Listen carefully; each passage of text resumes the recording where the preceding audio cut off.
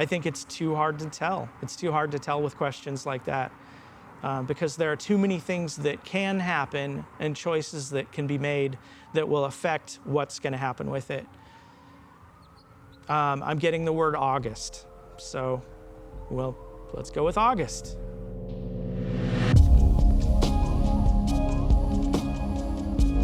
So I've finally made it outside. I figured this is a place where I can come and be alone, not be in contact with any people. And it's one of the places where I feel at peace. So I'm here to answer some of your questions. Let's go with the questions. Okay, what changes can we expect once normal life resumes? I feel like there's a lot of information coming in. Okay, what I'm getting from this is that it's going to be different for everybody. Everybody's going to have a different kind of situation, and it's not going to be the same for probably anybody. They drew my attention to a palm tree. A palm tree has all of these branches coming out in different directions, almost like exploding out. And I feel like it's either that we have a bunch of different possible timelines that we're going to go into, or that these are all of the directions that everybody's going to go. Yeah, exploding out, all of these different directions. So we have a whole bunch of different paths, and it's kind of chaotic, kind of like dropping a bunch of marbles on a floor or something, and they just bounce and they just roll off in all different directions, which is weird. How can empaths protect themselves from all of this chaotic energy out there? This question, I think, goes to me and my answer as a psychic, as an empath. I think that we're already isolating ourselves, we're already putting boundaries up, and we're also that's kind of also happening on a energetic level. And so I think we're already kind of protecting ourselves a little bit. I think we're already pulling our energy in. We might reach out, and that's when we will kind of open up, and we'll actually feel that chaotic energy, or that negative stuff, or that stuff that's just too frenetic for us when we open up. And that's kind of what happens with me. I go on social media, I'm fine for a little while, and then I kind of open up to it, and I'm bombarded with stuff I don't want to see, stuff that's affecting me, stuff that's causing me anxiety. And I think that's kind of how empaths are with this. We need to really be aware of our boundaries and be aware of where we're putting our energy and where we're opening up and what energy we're accepting. Some of us are in lockdown with other people, and these other people are also, they've got their boundaries up and they're extending or retracting their energetic walls, basically, and we're gonna end up feeling that, and they're also gonna feel us. Trash truck.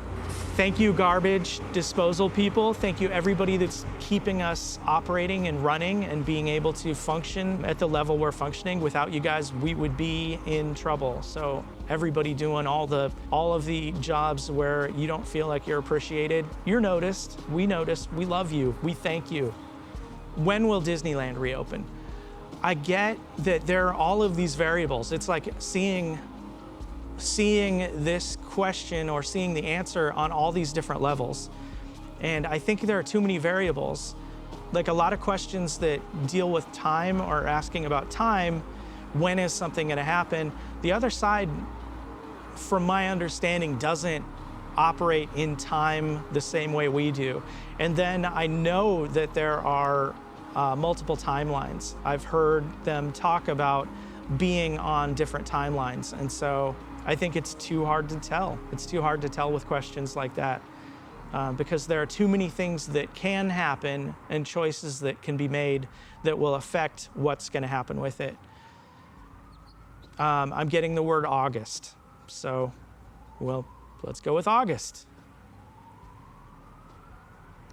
Were there any precursors or warnings that humanity ignored? Okay, there's a siren going on. With a lot of readings, what the spirits will point you to or what they'll attract you to certain things. And so I'm hearing a siren, and that is definitely a warning kind of thing. That is an alarm.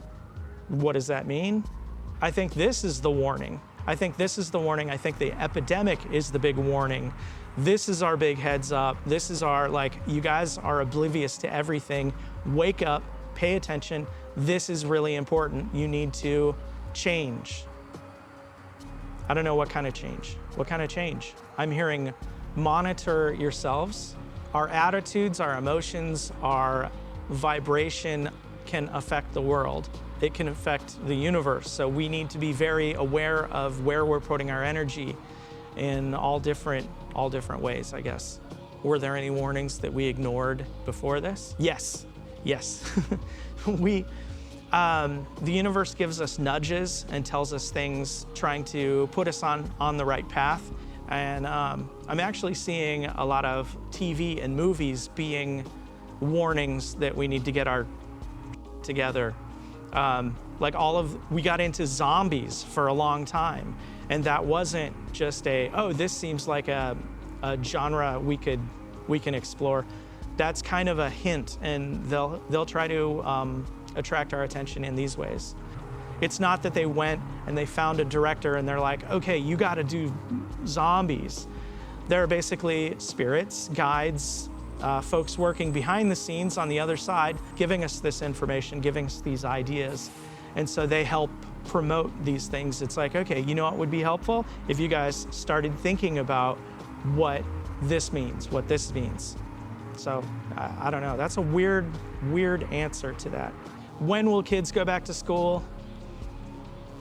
Again, there's that time thing where there are too many variables, even with looking off into the future. There are too many things that can happen. August is coming again. I'm not sure if that's because I already answered August. Yeah. Will this impact the election? I feel like there's going to be a lot of sleight of hand, a lot of manipulation, a lot of using all sorts of excuses to mess with the election.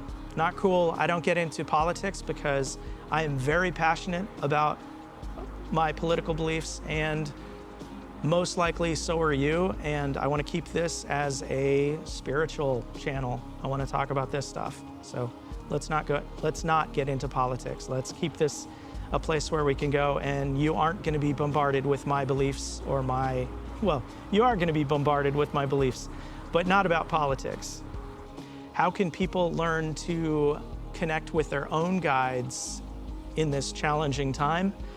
My guides tell me I'm always open, and it's just a matter of me paying attention. So I think intention is a big part of it. You have to just be like, okay, I am going to do this.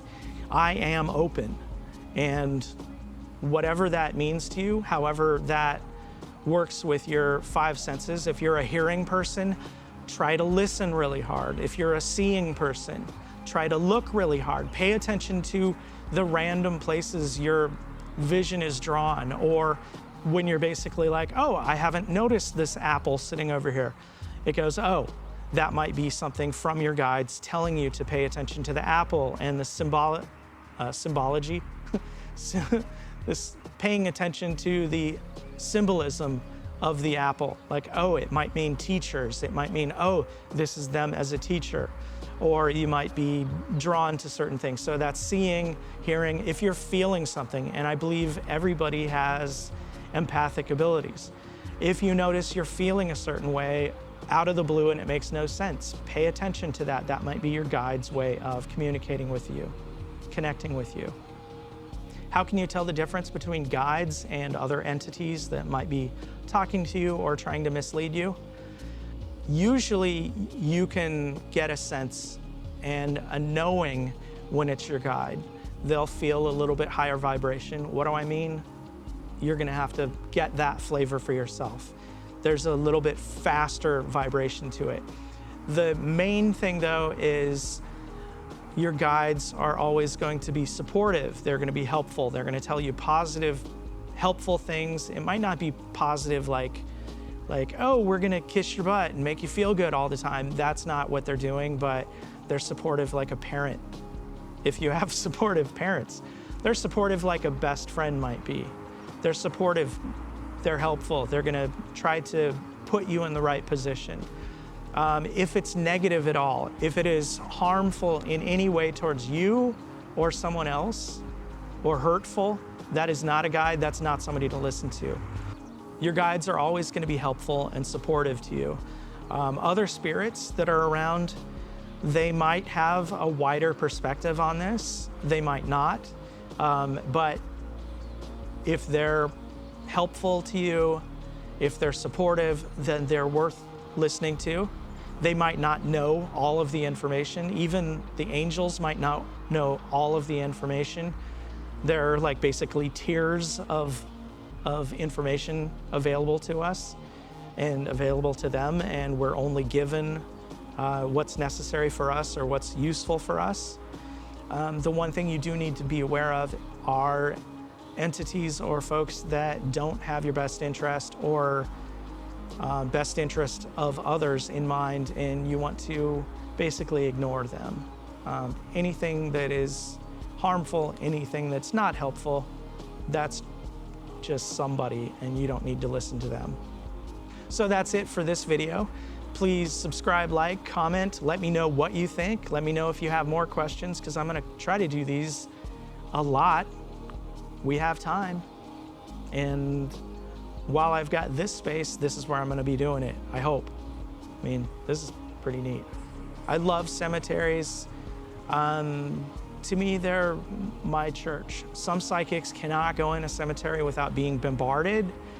I go and it's just peaceful. Maybe I'm just bombarded all the time. But anyway, thanks for watching.